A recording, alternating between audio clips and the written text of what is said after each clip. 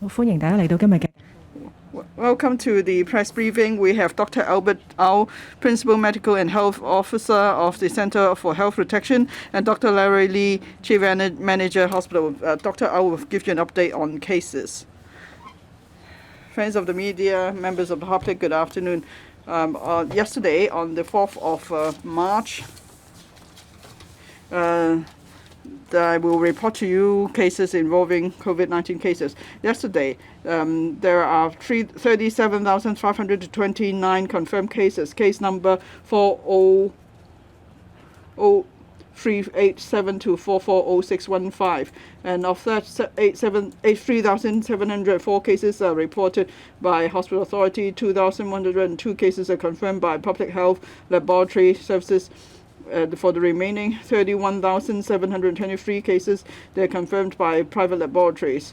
And of these cases, 6 are imported cases. For the remaining 37,663 cases, they are locally infected cases. And so far, there are a total of 427,978 cases confirmed in the 5th wave of the outbreak. And then the Department of Health conducted genetic analysis on 1,966 samples. 2 samples tested positive for L452R. That means they're the Delta strain. That accounts for 0.6% of the cases. 1,631 cases tested negative for L452R. That means they are Omicron cases. 81.7%. For the remaining 363 samples, we're still conducting the analysis, or there's not enough viral load for analysis. Now, I'd like to report on infections or outbreaks at residential care homes.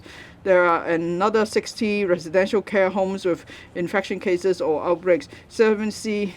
47 homes are for the elderly and 13 homes are for the disabled.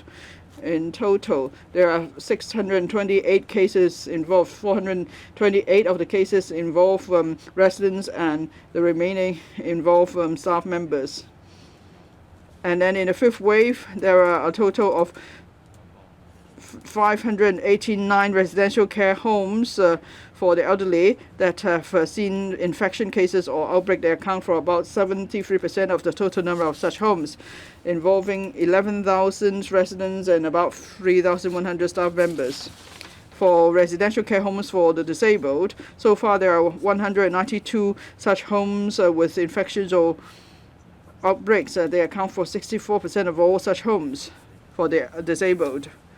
And for homes, and they involve about 3,300 residents and 1,190 staff members. Now, I'd like to report the latest analysis on death cases. In the 5th wave, there are a total of 1,561 death cases. The death rate is 0.36%. In other words, there are 36 deaths per 1,000 cases.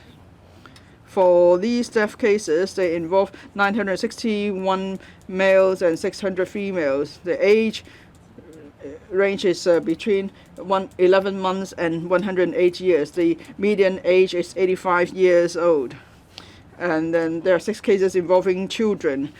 For 4 of those 6 cases, age was below 10. For the adult group 18 to 59 years of age, there are 77 death cases, accounting for 4.9% of all the death cases. And most of the death cases involve elderly aged 60 or above, 1,478 cases in total, and that accounts for 94.7% of all the death cases. And among these cases involving the elderly, 1,073 death cases involve elderly aged 80 or above. They account for 68.7% of all the death cases. For the 1,341 death cases, the CHP did an analysis. Now, I mentioned 1,561 death cases in total, and 86.1% of the death cases involved underlying conditions. 909 cases involved home residents. That's 58.2% of all death cases. For these cases involving home residents, the majority of them, 885 cases, involved elderly aged 60 or above. For the 1,344 death cases, we did an analysis on vaccination records. We found that 91.3% of the death cases involved patients who did not complete their vaccination. There is a huge difference in the death rate between those who've completed vaccination and who have not. Now, for all the death cases, the death rate is as high as 1.25% for those who were not vaccinated. And for those who've completed 2 doses of vaccination, the death rate is only 0.04%. So there's a 31 times drop. Now, if we look at elderly aged 80 or above, if they've not completed vaccination, the death rate is as high as 8.61%. And for those elderly aged 80 or above, if they've completed 2 doses of vaccine, the death rate is 1.57%, so is a reduction of 5.5 times. That means vaccination plays a very important role in preventing death.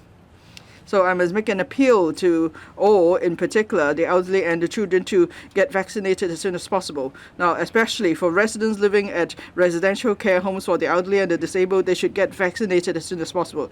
Now, the epidemic is becoming increasingly severe.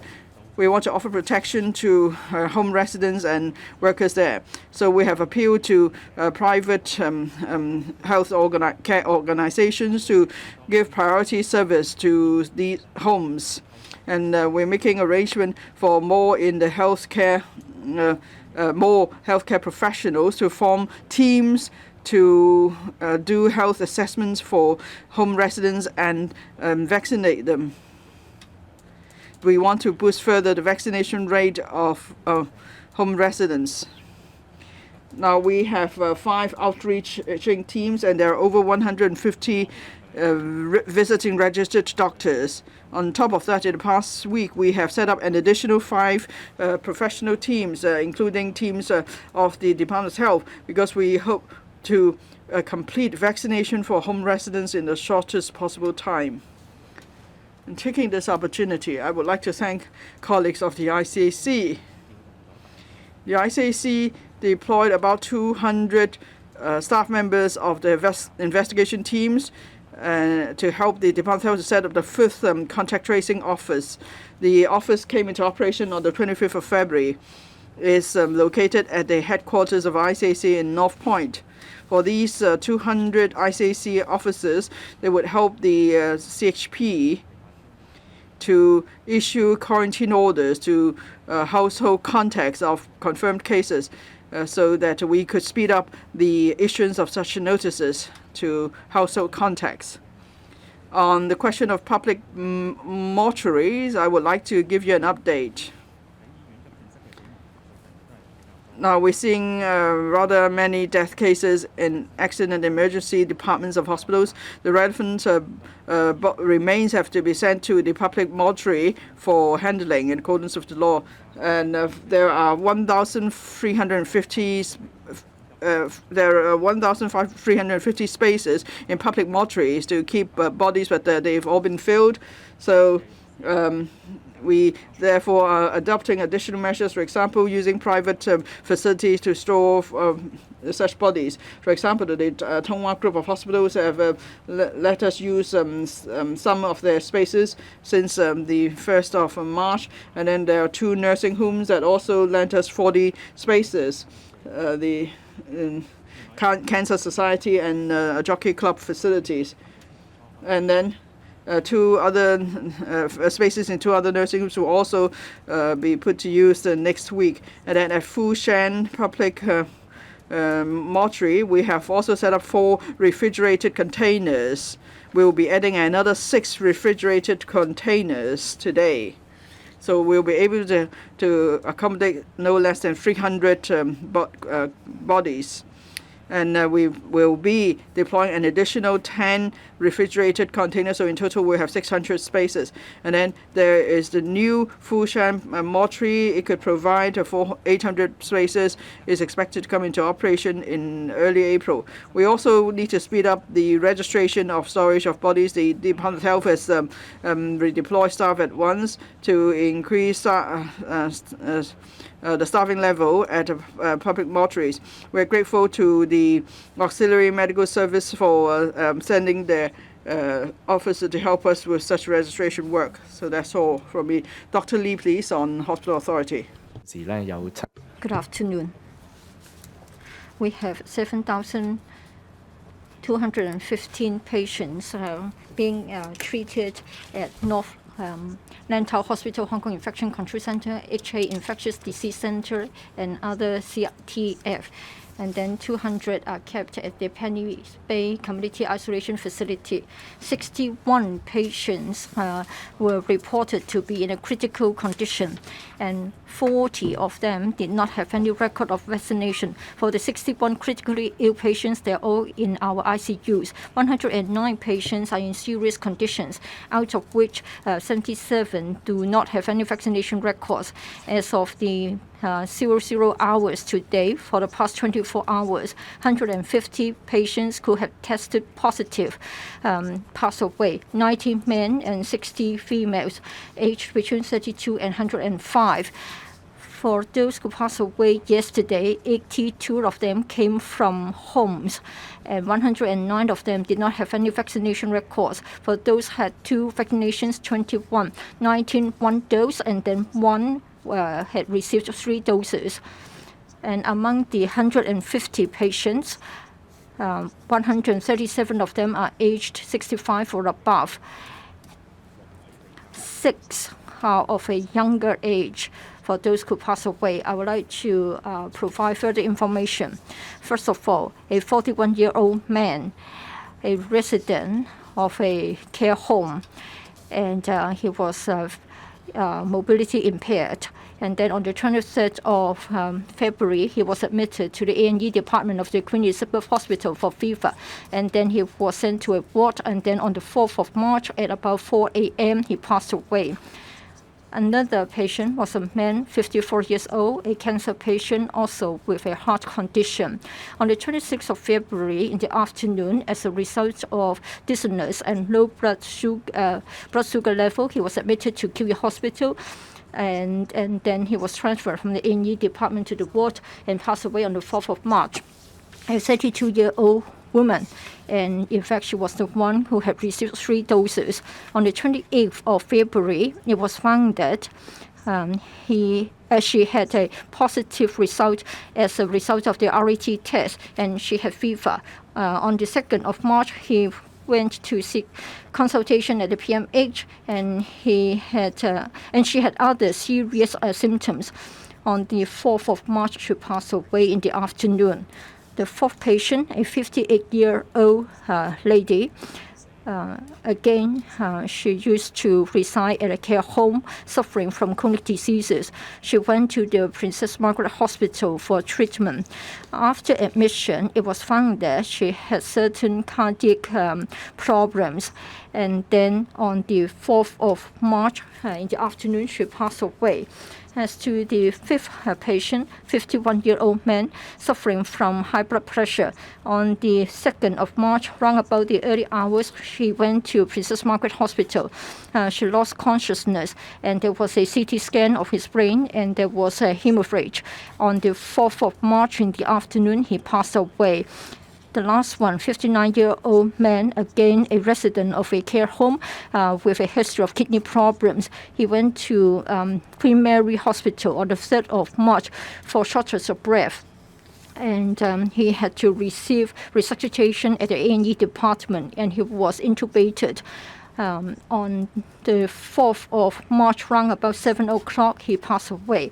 So 4 of them suffered from chronic diseases. Another 2 had rather serious medical conditions. And let me also talk about some other cases that had not been reported as a result of the backlog. 70 patients passed away between the 24th of February and 3rd of March. 44 men and the rest women. Aged between 40 and 104. So far for this wave, 1,561 patients passed away. Most of them are elderly patients. For the past day, 745 patients recovered and discharged, and the usage rate of our ward was 86.3%. Around 30 plus patients upon admission, screening, and testing were found to have a positive result. 40 plus patients sharing the same ward were regarded as close contacts. So far, we have 8,056 staff members who have tested positive. 1,287 of them have already returned to work. That's all from me. And then we'll have questions from you. Please identify yourself and your organization. The lady in black in the back. I'm from Now News. Let me talk about the patient who passed away having received 3 doses. When was that? It is said that the patient suffered from serious health conditions. Please be more specific. And then for Tek Long Estate, for 5 days they've been locked down. For all the 9 blocks in the estate have been locked down. I want to know whether there is a transmission route. Is there an outbreak like in the case of Kwai Chung? Why didn't you lock down the entire estate just like in the case from day one? Is it a matter of a poor assessment or wrong assessment? Figures have come down. Is it because of backlog? There are fewer people getting the PCR test or what? And then for the patient having received 3 doses, which vaccine? BioNTech or Sinovac. And then he said that there should be a designated hospital to receive patients having a serious condition. Would the HA consider such an advice? For the 30-plus-year-old lady, she had 2 doses of Sinovac and 1 dose of BioNTech. I don't have exact timing of her vaccination. She had swelling and fever upon admission. And then in her blood, it was found that there was something abnormal, so perhaps it's an acute case of cancer. To respect her privacy, we don't want to disclose too much information. Yes, we're considering whether we should have a designated hospital to deal with different types of patients. Currently, we have the North Lantau Hospital as well as the Tin Shui Wai Hospital, which have been designated, and they have 460 beds for such a group of patients. And then in the case of Tek Long Estate in Kowloon City, we have the restriction and testing declaration. It is a large estate with quite a large number of blocks. So we have to carry out the exercise by phases on different days. So we have the RT on different days. Whenever we identify cases, we will try to make arrangements for those citizens to be sent to community isolation facilities. If the number or the caseload is unusually large, then we will extend the restriction by a day before we can identify all the cases. Yes, the total number of cases today has come down a little bit, but usually we can't just take the number on a single day to make a judgment as to whether the caseload has fallen. We need to observe for a period of time, say at least 7 days.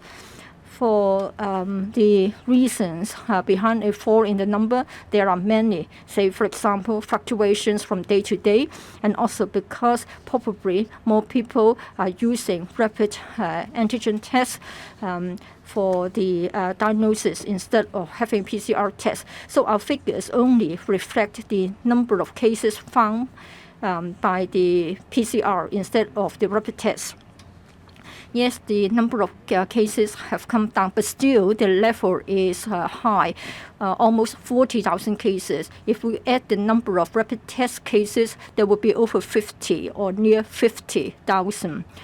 And then for the number of specimens received, 5% of the specimens resulted in a positive outcome. So the current assessment is that the case is still very serious. The next reporter. The gentleman over there. I'm from Hong Kong 01. about the rapid test platform. Can you tell us when it will be launched? What is the progress?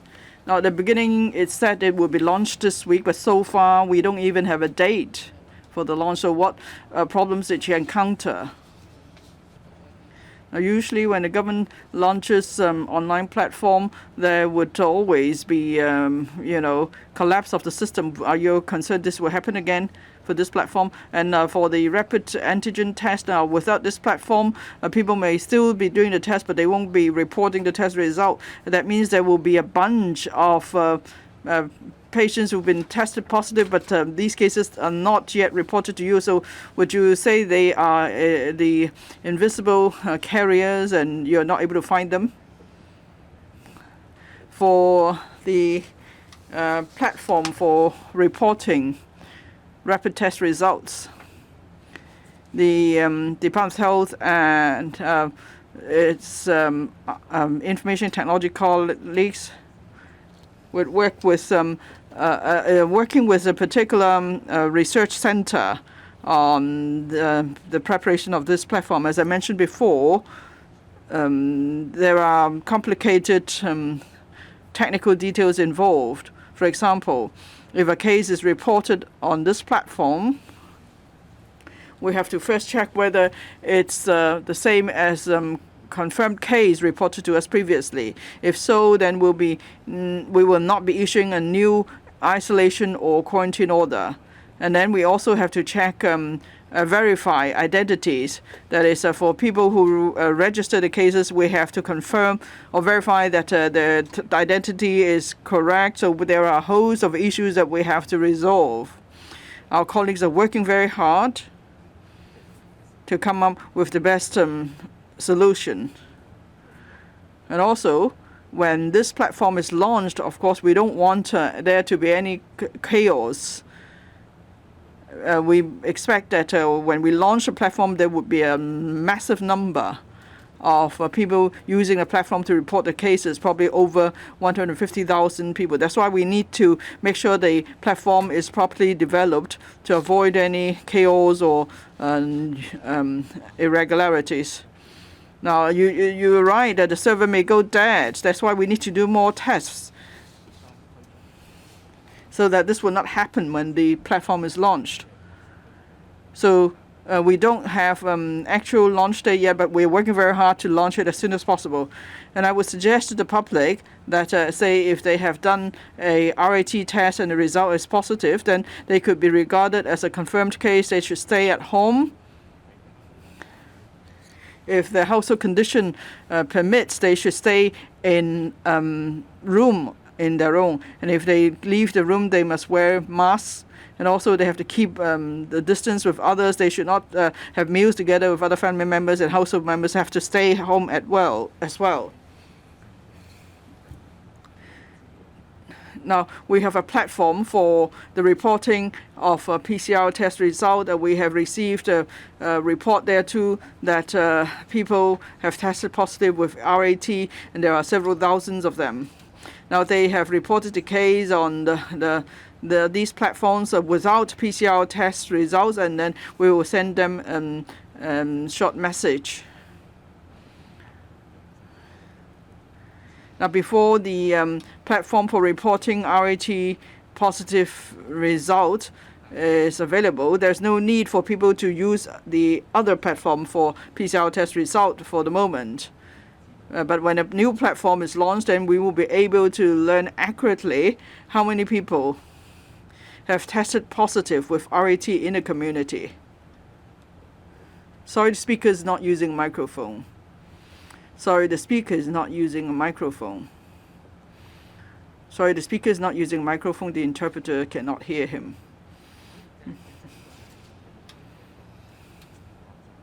That's exactly why we need to launch an online platform so people could report their RAT test result that's positive.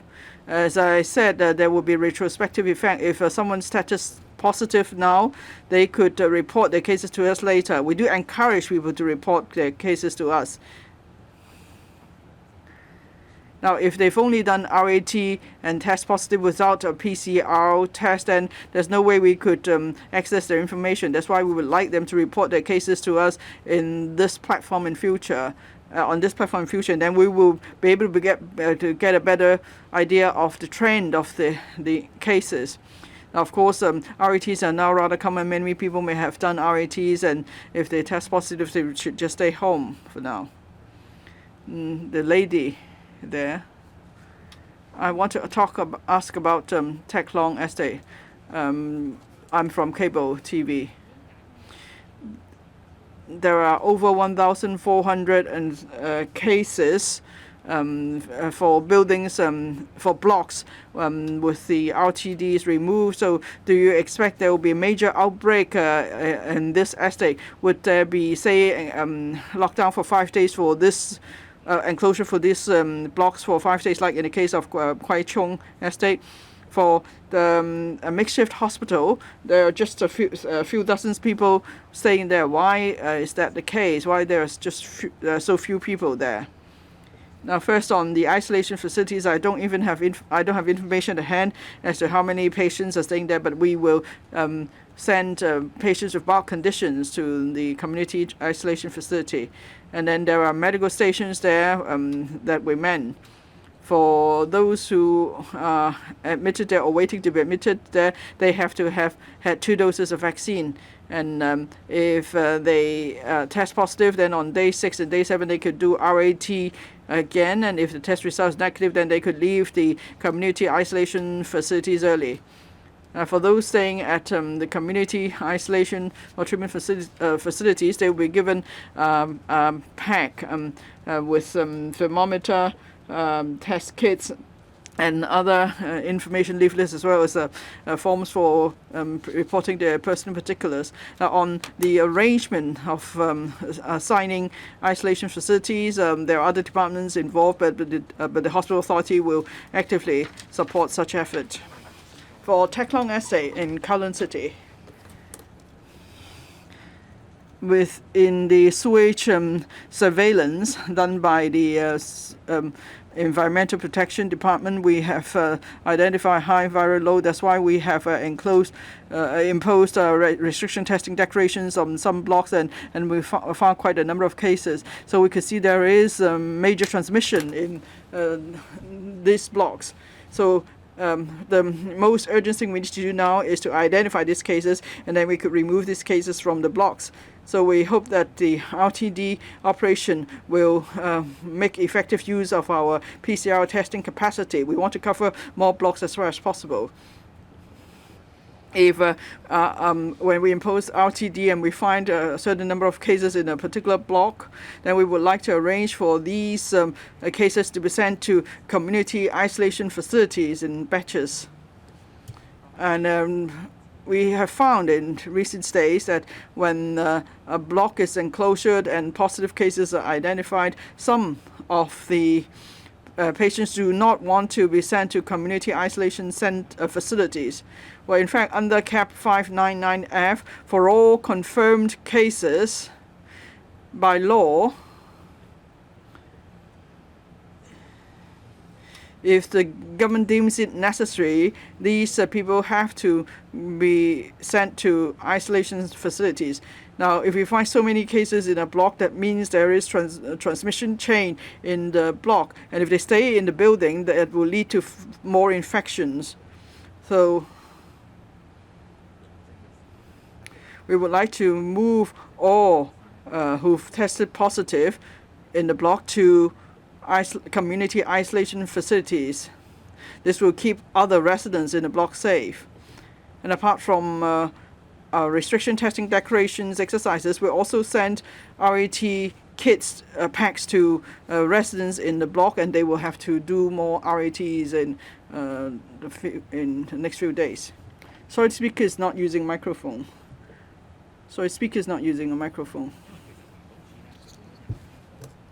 Now, the Environmental Protection Department collects over 100 samples at various locations in Hong Kong. Apart from this location, in many other blocks, we have seen sewage testing positive. So we have to look at the resources we have. In imposing RTDs, there is a limit, of course. So that's why we have to select buildings with the highest viral load for RTD operations. Thank you. The next one. Good afternoon. I'm from TVB. It is said that 6 children passed away, but previously the information was 3. How come that we have got 3 more? And then another question is that the administration has relaxed the 7-day home isolation arrangement. If you have got 2 jabs on the 6 and 7 days, if you have got a negative rapid test, then you can leave your isolation. But then there were cases in which a person still tested positive on the 7th day. So such a relaxation may be risky, causing a spread to deteriorate. Would you agree with me? About the fatal cases involving children.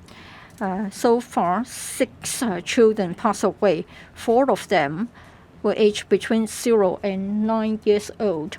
I think they have been accounted for by the hospital authority in the past, including an 11-year-old baby, 1 3-year-old, another 4-year-old, and then a boy 9 years old.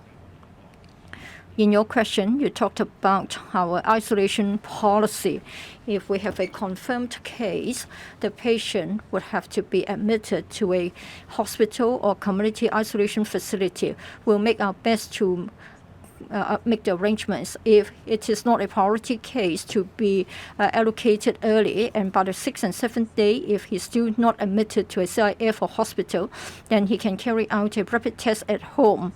So whenever we come across such cases, we'll make our efforts to send a rapid test kit to such a patient.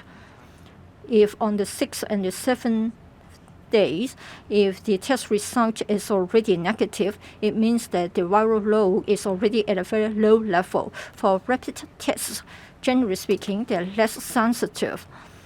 In other words, the CT value has to be 20 or below before you will get a positive result.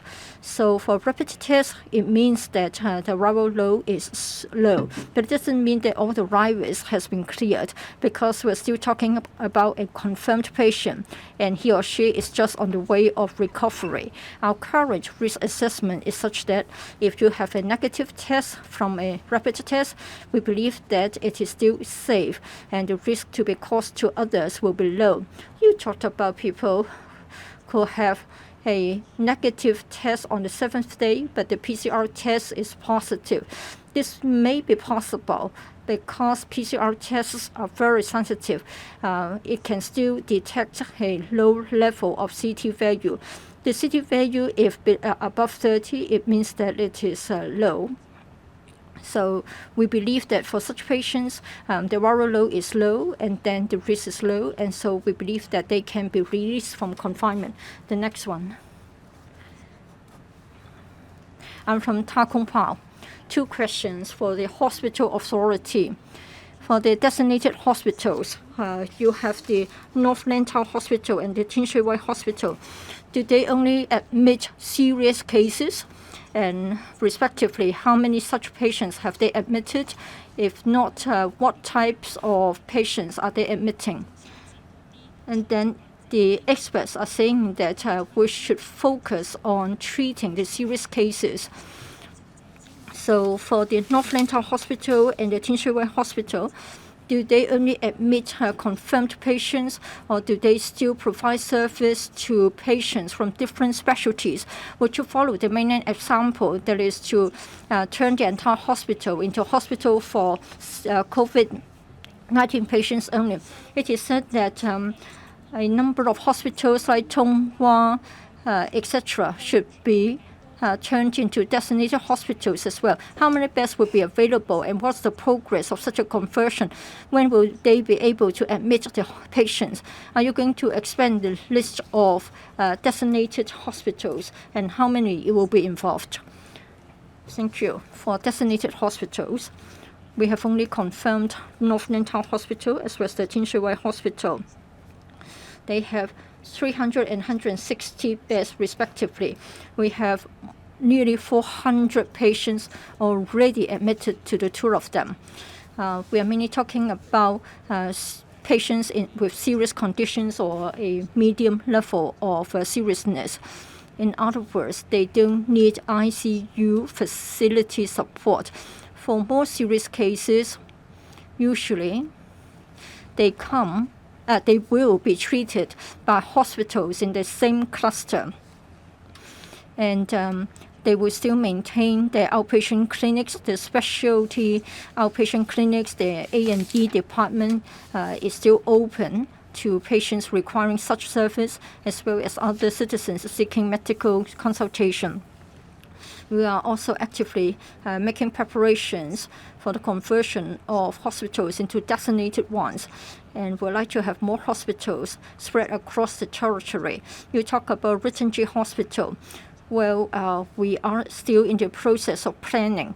For the other hospitals, and as to the question of timetable, it is still being decided.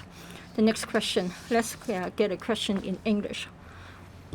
Question from the CMP.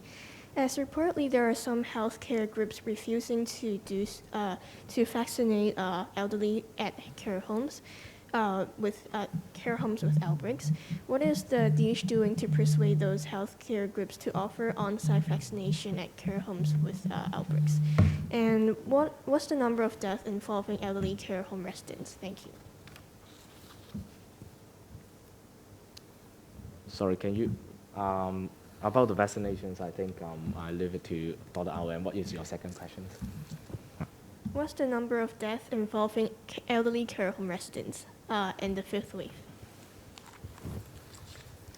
We don't have the exact number, but within the fifth wave, we have 1,561 patients pass away in public hospital, but in majority will be the elderly. Okay.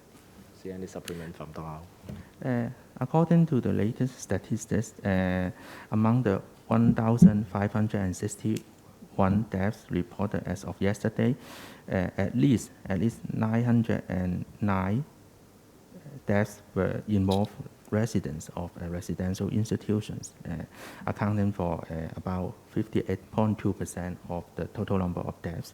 For the vaccination in elderly home, the government had great importance to enhance and also to facilitate the residents and as well as staff in residential care homes to receive vaccinations, because the residents in these residential care homes are very high risk persons. If they get the infection, the proportion having complications or death is the highest among all the high risk group, all the populations. So we aim to increase the vaccination coverage rate in these residential care homes as soon as possible.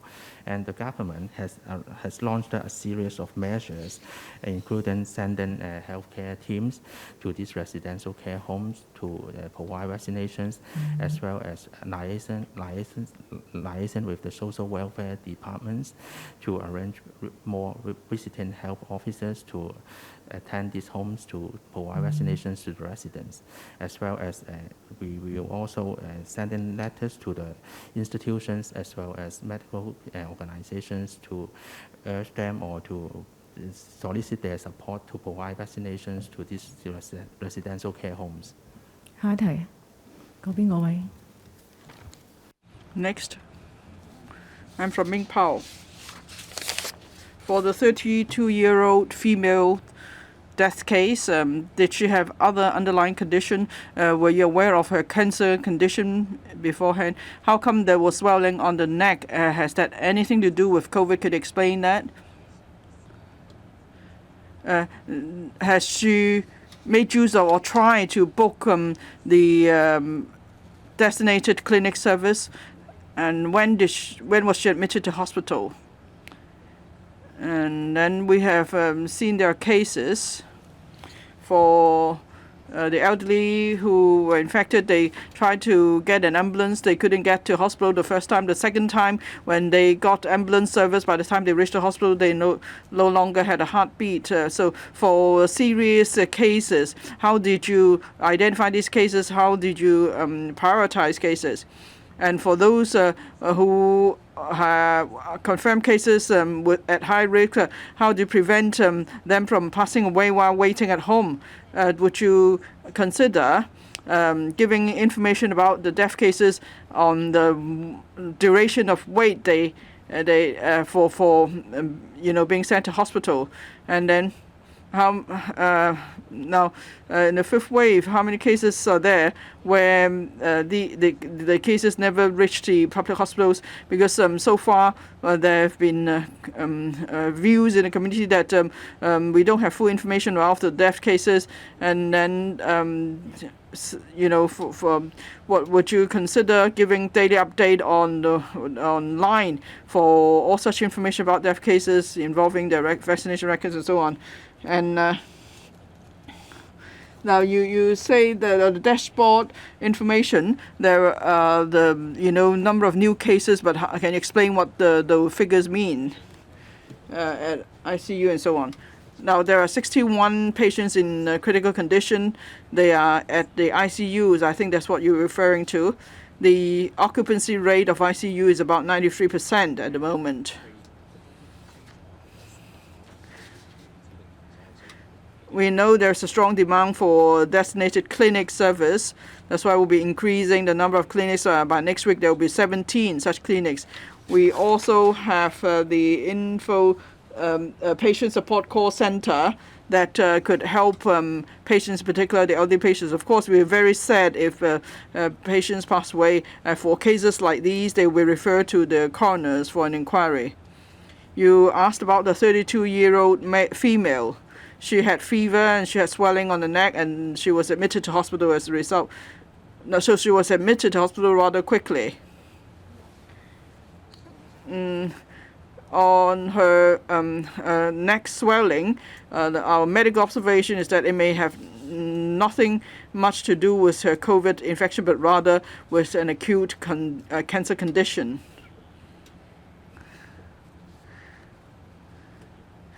She was healthy.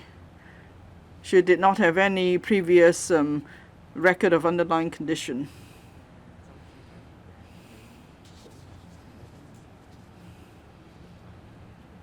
Or death cases identified without going through the healthcare system. Now, for patients who passed away at public hospitals, their bodies will be stored at the hospital, and the hospital will conduct tests. And some death cases may be handled by the Department of Health. For example, bodies were found on the scene, or people were certified dead upon arrival at the Accident and Emergency Department. For these cases, they will be sent to public mortuaries. If there are any suspicious circumstances, or if the person passed away while under detention, then these cases will be referred to the public mortuaries, and these cases will be reported to the coroner. If there is need to do autopsy on these bodies, our colleagues will consider the information related to the deceased. And if there is any suspicion, definitely we'll conduct a COVID-19 test to see whether the cause of death is related to COVID-19. And if there are such cases, they will be reported to the Center for Health Protection, and will conduct investigation. On dissemination and information, we keep in close liaison with the hospital authority. For death cases arising from the COVID-19, we would exchange data on a daily basis. This is to allow us to keep track of the latest figure on death cases. As for infection cases at residential care homes, we do daily update. We'll keep enhancing our information dissemination channels so the public could have access to the latest information. Maybe you may have noted that for the daily update uploaded, we have changed the layout recently. So we have revised the web page layout to announce the number of death cases.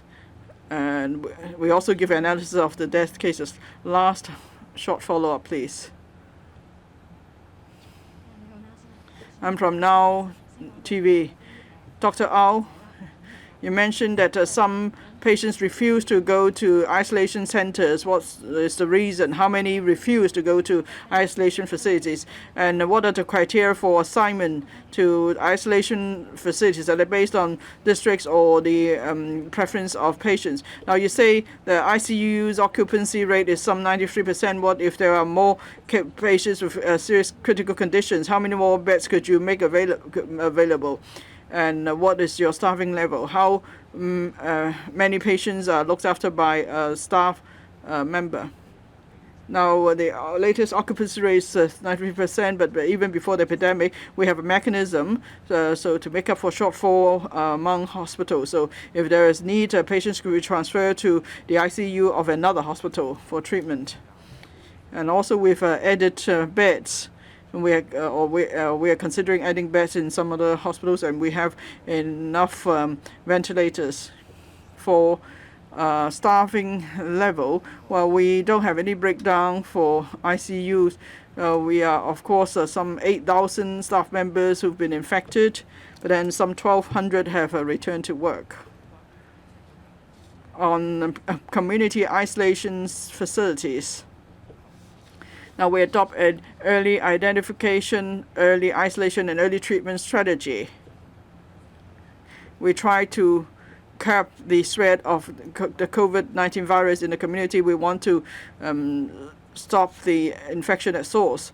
So one important measure is to send people to hospitals for treatment if necessary, or if patients are asymptomatic or they have mild conditions, we will try to arrange to send them to isolation facilities as far as possible, as soon as possible. So we have done a lot in that respect. We are actively building new isolation facilities so we could accommodate more patients.